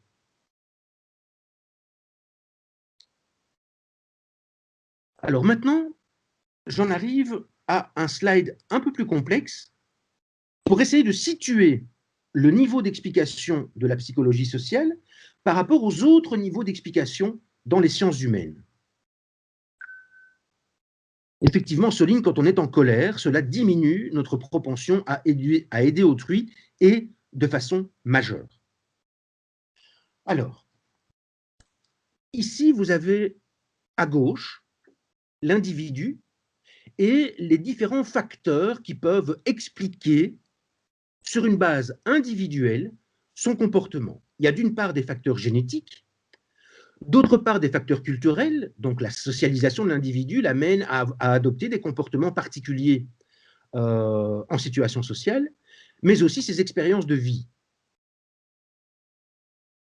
Alors un exemple que je trouve un peu amusant, c'est que si vous avez toujours vécu dans un milieu où les gens ne se disent pas bonjour quand ils se rencontrent, eh bien, normalement, vous n'allez pas dire bonjour quand vous rencontrez quelqu'un, en tout cas pas spontanément. Et quand une personne que vous rencontrez vous dit bonjour, vous allez être étonné. Et comme la réponse spontanée de bonjour n'est pas quelque chose d'ancré chez vous, vous n'allez peut-être pas dire bonjour, même si la personne vous dit bonjour. Eh bien, ça, c'est votre culture, c'est vos expériences de vie qui vous amènent à adopter ce comportement. Ça, c'est ce que j'appellerais des explications habituelles des psychologues. D'un autre côté, vous avez les psychologues sociaux qui, eux, essayent de trouver qu'est-ce qui, dans la situation, peut expliquer le comportement. Et il y a trois grands types de contextes qui peuvent expliquer le comportement. Le contexte spatial, le contexte temporel et le contexte social. Alors pour Emma, en Belgique, on a souvent tendance à dire bonjour à des inconnus dans la rue, je trouve. Eh bien, j'aurais tendance à vous dire que ça varie très très fortement en fonction de l'endroit où vous vous trouvez en Belgique. Si vous êtes à Bruxelles, par exemple, il est fort peu probable que les gens vous disent bonjour dans la rue. Par contre, si vous êtes dans un petit village des Ardennes, ce sera beaucoup plus probable. Alors, je reviens à mes trois contextes, spatial, temporel et social. Le contexte spatial, c'est donc l'environnement physique dans lequel vous vous trouvez. Vous pouvez être dans une pièce très spacieuse ou une pièce très exiguë, et cela peut affecter vos comportements. Vous pouvez être dans une pièce où il y a des couleurs vives, ou au contraire dans une pièce où il y a des couleurs sombres, et cela peut aussi affecter vos comportements, ainsi que le mobilier dans lequel vous vous trouvez. Alors, je vais vous donner un exemple de recherche très célèbre qui porte sur un effet qu'on a appelé l'effet d'arme, le weapon effect. Il y a des endroits où des objets qui pourraient servir d'armes sont accrochés au mur.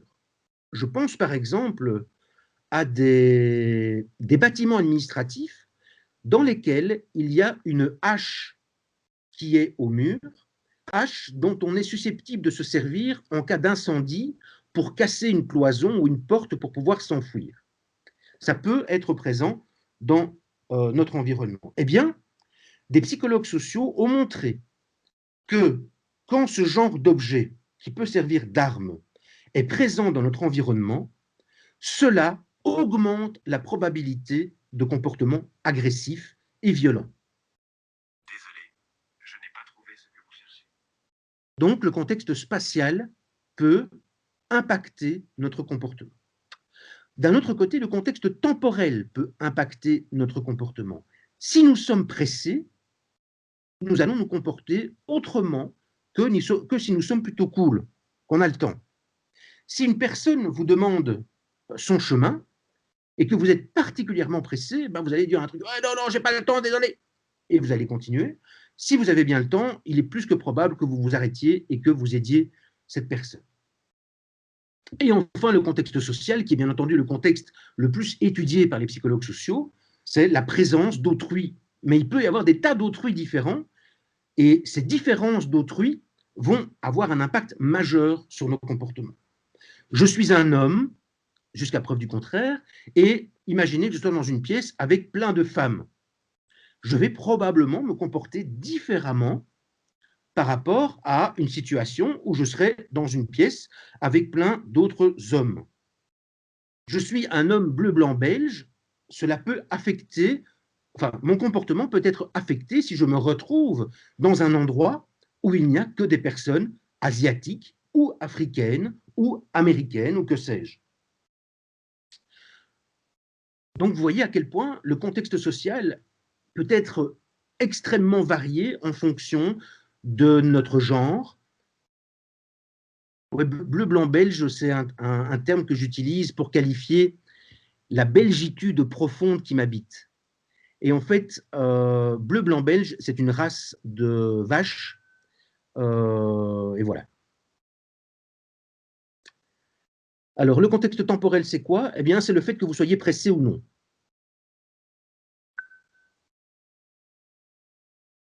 Donc, le contexte social, énormément de variabilité en fonction du type de personne, de leur âge, de leurs origines ethniques, de leur genre, éventuellement leur orientation sexuelle. Il y a des tas de recherches qui montrent qu'un hétéro, que mes potes appellent hétéroriste, donc plutôt homophobe, s'il se retrouve dans un ascenseur avec quelqu'un qui est clairement gay, il ou elle va il va se sentir assez mal à l'aise. Donc, à nouveau, poids de la situation sur l'état de la personne. Donc ça, c'est typiquement le registre explicatif des psychologues sociaux. Maintenant, vous voyez, il y a d'autres éléments qui sont présents dans le schéma. Il y a le cadre institutionnel. Ça, ce n'est pas étudié par les psychologues classiques, ce n'est pas étudié par les psychologues sociaux, c'est plutôt étudié par les sociologues. Les sociologues étudient la mesure dans laquelle notre comportement peut être affecté par les institutions que nous fréquentons et dans lesquelles nous vivons. L'institution scolaire, l'institution monde du travail, l'institution famille, tout ça, ce sont des éléments qui ont un impact sur notre comportement et qui sont pas étudiés par les psychologues ni les psychologues sociaux, mais plus par les sociologues. Et enfin, à un niveau encore plus macro, il y a le système culturel. Ça, c'est plutôt étudié par des anthropologues qui tentent de montrer la mesure dans laquelle le système culturel dans lequel nous vivons, dans lequel nous grandissons, a un impact sur nos comportements. Et alors, je vois Tania qui, effectivement, donne un bon exemple, les études de Goffman, dans, par exemple, son ouvrage « Asile ». Mais attention, parce que Goffman, on peut plutôt le catégoriser comme étant un psychosociologue, qui va faire très, très attention, d'une part, à des aspects institutionnels, tels que, tiens, quel est l'impact du comportement que nous avons quand nous sommes hospitalisés dans un asile psychiatrique. D'un autre côté, il fait quand même appel à des variables psychologiques de façon majeure. Dans son ouvrage « Mise en scène de la vie quotidienne », il est vraiment à cheval entre la socio et la psycho.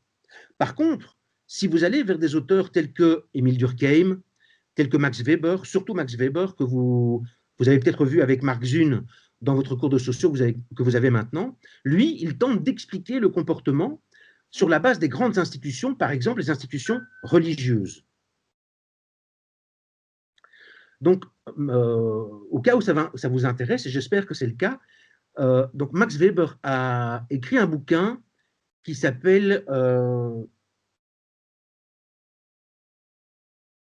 zut, j'ai oublié le nom, mais il met en lien le capitalisme et le protestantisme. Pour lui, c'est la religion protestante, telle qu'elle s'est implantée en Allemagne et aux États-Unis au XIXe siècle, qui explique l'avènement du capitalisme et la mentalité capitaliste.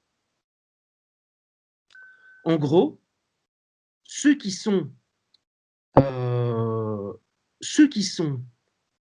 protestants par rapport à d'autres religions comme la religion musulmane ou la religion catholique sont amenés à croire que la réussite terrestre est le signe que quand on sera dans l'au-delà, ça devrait relativement bien se passer. Et donc, si on accumule des richesses pendant notre vie sur Terre, c'est probablement le signe que nous sommes des élus par rapport à notre vie dans l'au-delà. Mais attention, accumulation des richesses ne veut pas dire consommation. Ça, c'est mal vu dans l'éthique protestante. Oui, effectivement, le bouquin, c'est l'éthique protestante et l'esprit du capitalisme. Merci, Soline. Qu'est-ce que ça veut dire, ça? Ça veut dire que le protestant qui adhère à cette éthique protestante va tenter d'accumuler par son travail des richesses parce que c'est le signe de son élection dans l'au-delà. Mais il ne va pas le dépenser. Autrement dit, le protestant de base est un épargnant. Et le capitalisme est fondé justement sur l'investissement de l'épargne dans du capital d'entreprise. Et donc, Max Weber fait le pont entre cette éthique protestante et le développement du capitalisme au XIXe siècle. Donc là, on est sur une institution religieuse et son impact sur le comportement et le développement d'une autre institution qui est le capitalisme. Au niveau du système culturel, eh ben, bon, évidemment, ce n'est pas facile de faire la distinction entre les institutions religieuses et le système culturel, mais on va dire que le système culturel est à un niveau extrêmement macro, et donc l'idée est de comprendre notre comportement ici sur la base de la culture dans laquelle nous baignons au quotidien et dans laquelle nous avons été socialisés.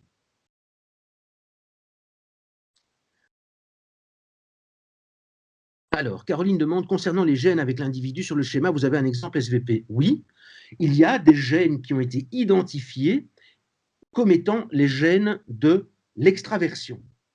Donc, ceux qui possèdent ces gènes-là vont, quoi qu'il arrive, avoir plus tendance à être extravertis que d'autres. Donc là, on a une explication génétique du comportement.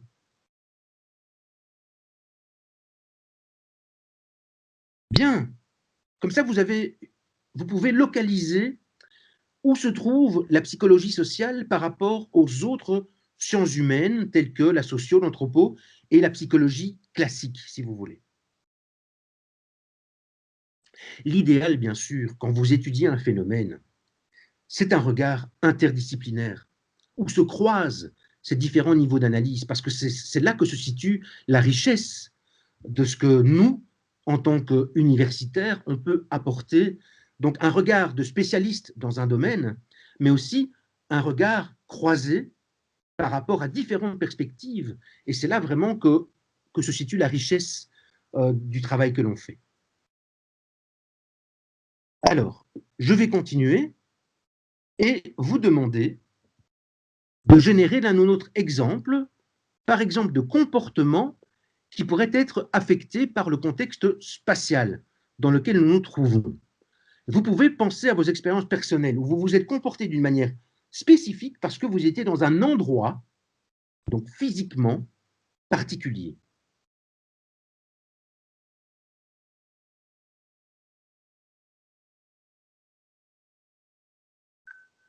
Dans une église, restez calme et respectueux, tout à fait. Très bon exemple. Au niveau des pensées, en quoi est-ce que le contexte spatial peut activer des pensées particulières chez vous? Oui, bibliothèque, il faut rester calme et silencieux, tout à fait. Au niveau des pensées, maintenant,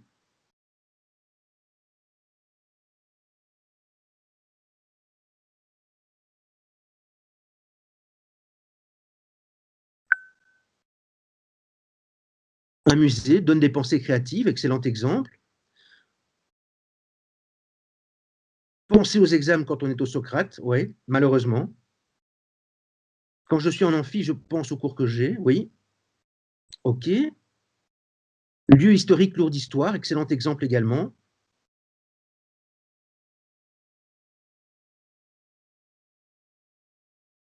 Oui, tout à fait, Romane, pour votre exemple avec le Covid.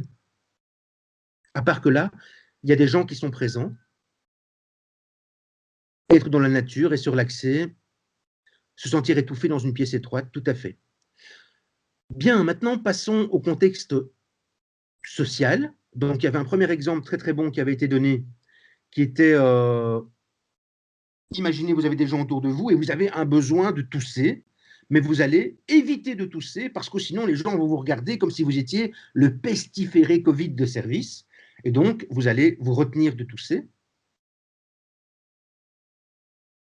Quoi d'autre comme comportement dans un contexte social particulier?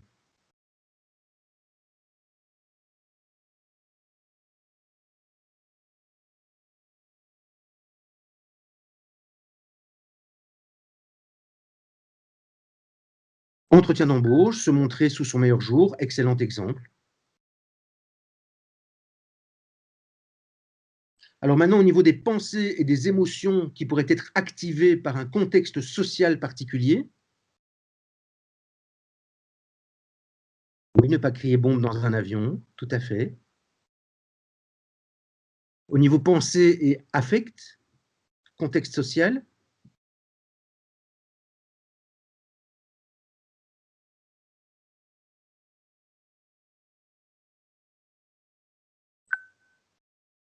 Oui, l'effet de groupe, tout à fait, un enterrement, tout à fait.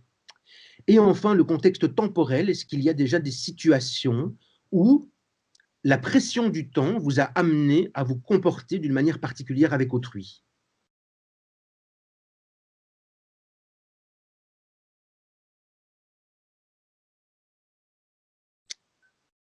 Est-ce que le fait de tousser ne peut pas aussi être dans le contexte temporel? Car si on pense ça en ce moment, c'est à cause du virus. Non.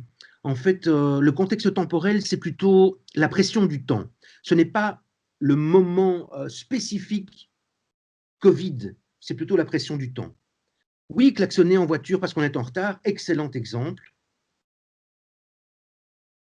Oui, 15 minutes pour aller aux auditoires Croix du Sud alors qu'on est dans le Socrate, ça peut nous amener, par exemple, à bousculer quelqu'un dans la rue.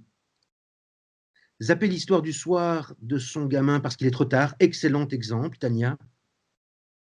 Être pressé et s'énerver sur ses parents, ouais, je vois que vous avez parfaitement bien compris.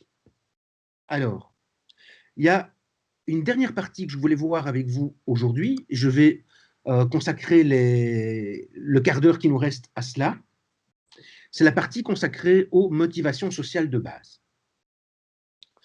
En gros, jusqu'à présent, je vous ai indiqué que le contexte social, la présence réelle, symbolique, virtuelle d'autrui, a une influence sur notre comportement.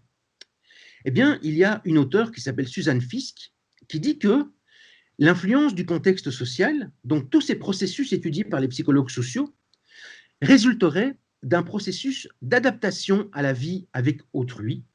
Ce serait le produit de l'évolution de l'espèce humaine. En gros, nous aurions en nous tout un bagage culturel et ou génétique qui nous amène à nous comporter comme nous nous comportons en groupe, parce que ce sont des comportements adaptatifs. Donc ça, c'est Suzanne Fiske qui propose ça. Donc l'idée est que si la psychosociale fonctionne, donc qu'elle met en évidence la soumission à l'autorité, le conformisme au groupe, le fameux pied dans la porte, la dynamique des groupes, etc., c'est parce que nous aurions tous en nous un bagage particulier hérité de nos ancêtres, que ce soit sur le plan génétique ou culturel, qui nous amène à avoir ces comportements en groupe parce que ce sont des comportements adaptés. Et selon Fiske, nous aurions tous développé ce qu'elle appelle des motivations sociales de base qui nous permettent de fonctionner en groupe. Et ces motivations sociales de base, ce seraient des processus psychologiques fondamentaux. C'est la raison pour laquelle je vais m'attarder sur ces motivations sociales de base pendant quelques instants. Donc, l'idée, si vous voulez, c'est que la plupart des effets qui sont observés en psychologie sociale découleraient du fait que nous possédons tous ces fameuses motivations sociales de base. Quelles sont-elles? Il y en aurait 5. La motivation à appartenir, la motivation à comprendre, la motivation à contrôler, la motivation à se valoriser et la motivation à faire confiance. La motivation à appartenir serait la composante sociale, la motivation sociale de base, présente chez tous et toutes parmi nous. Les motivations à comprendre et contrôler, c'est plutôt la composante cognitive des motivations sociales de base, alors que les motivations à se valoriser et faire confiance, c'est la composante affective des motivations sociales de base. Et je vais maintenant passer un petit peu de temps sur ces 5 motivations sociales de base que nous aurions donc tous à des plus ou moins hauts degrés. Motivation sociale à appartenir. D'après les recherches, c'est une motivation centrale pour la plupart des gens. Nous recherchons des relations sociales durables. Nous sommes particulièrement enclins à former des liens sociaux rapidement. Il y a, et les recherches le prouvent, des relations entre la qualité des liens sociaux que nous avons et notre bien-être, tant physique que mental.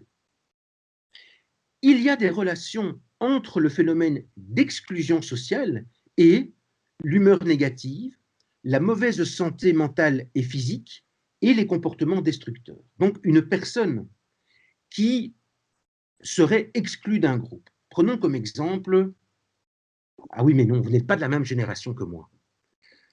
Quand j'étais petit, il y avait un feuilleton qui avait énormément de succès, c'était La Petite Maison dans la Prairie, avec la famille Ingalls. Est-ce que ça vous dit quelque chose? Je sais que sur des chaînes un peu low cost, les feuilletons de La Petite Maison dans la Prairie, ça passe encore.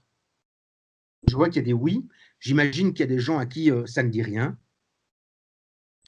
Ah, mais oui, vous avez l'air quand même de connaître.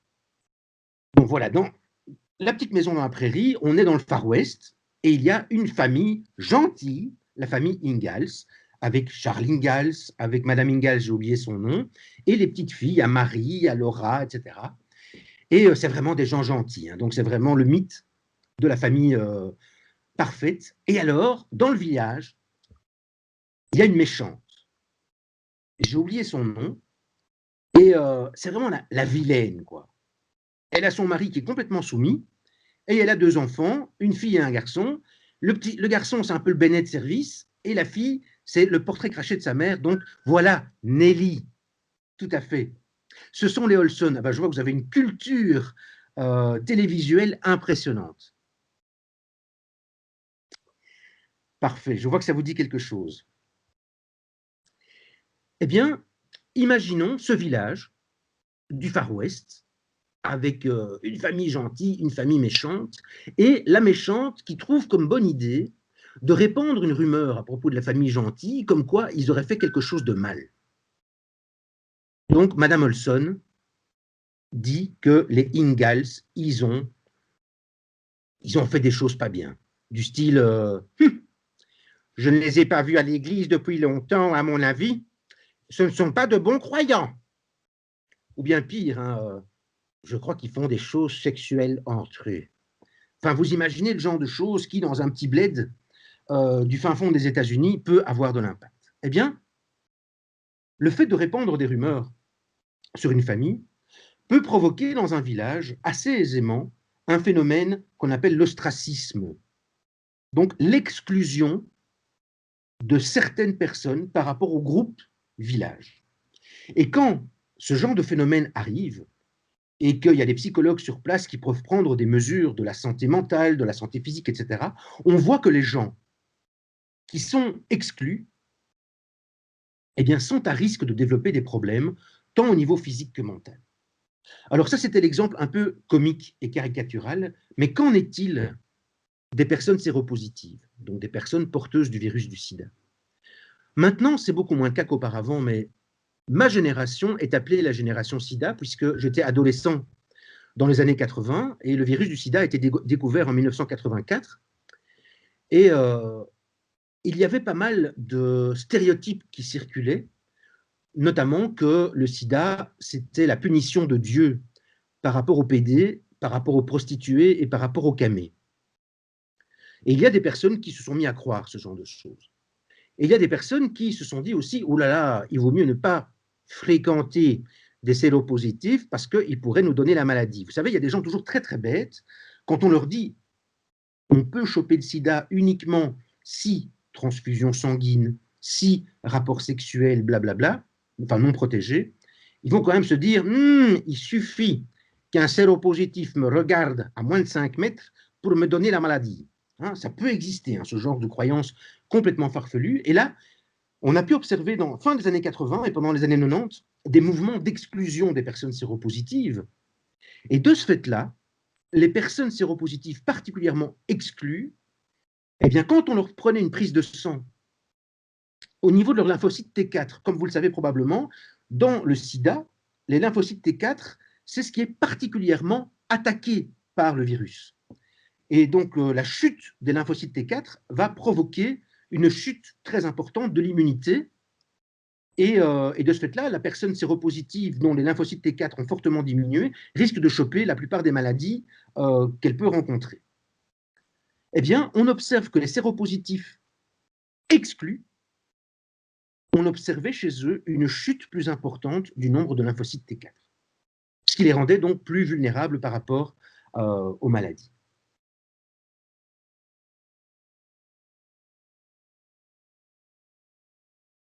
Voilà, voilà.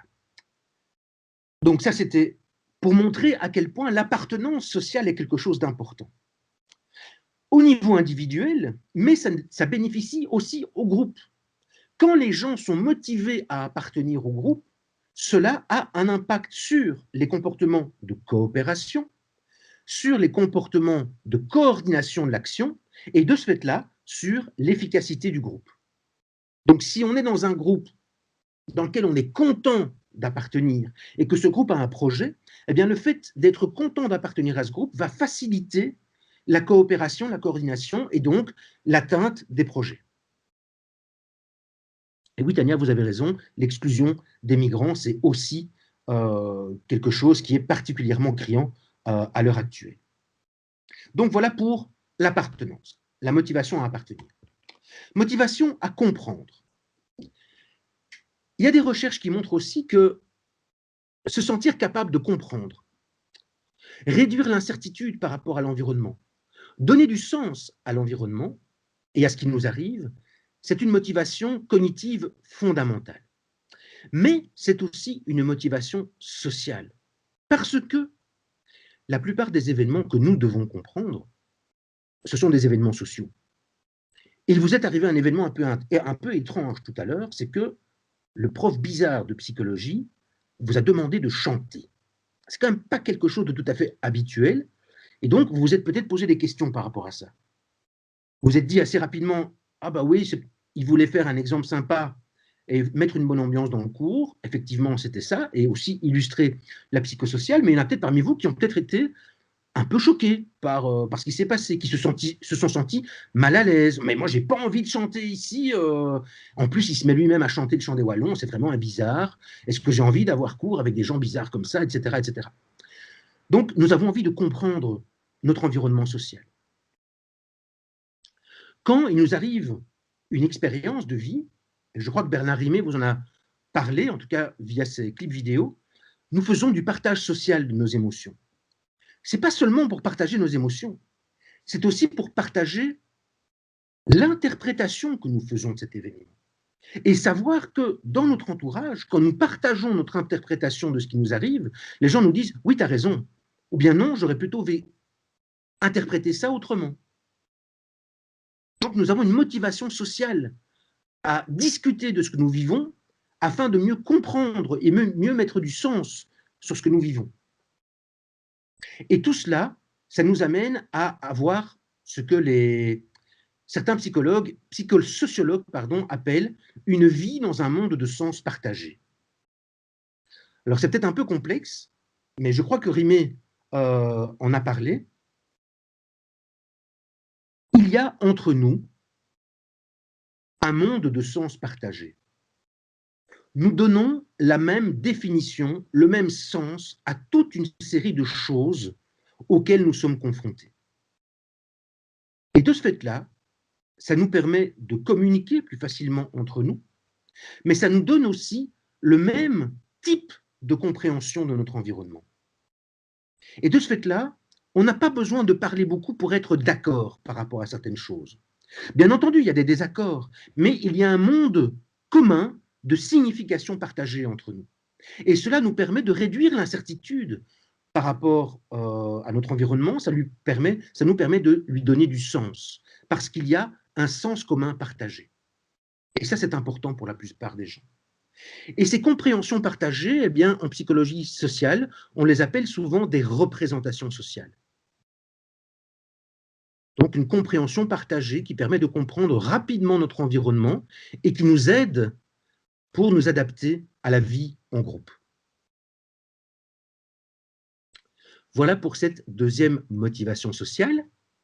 Je vais faire la troisième, puis je m'arrêterai là et je reprendrai là-dessus mercredi prochain. Donc, dernière motivation sociale que je vois avec vous aujourd'hui, une autre motivation cognitive qui est la motivation à contrôler.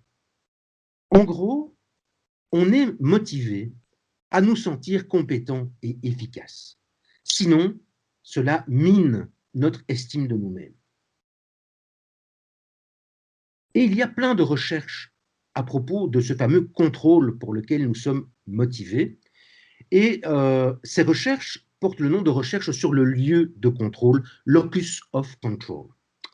Je crois que je vous en ai déjà parlé dans la partie du cours consacrée à la motivation, mais je reviens là-dessus.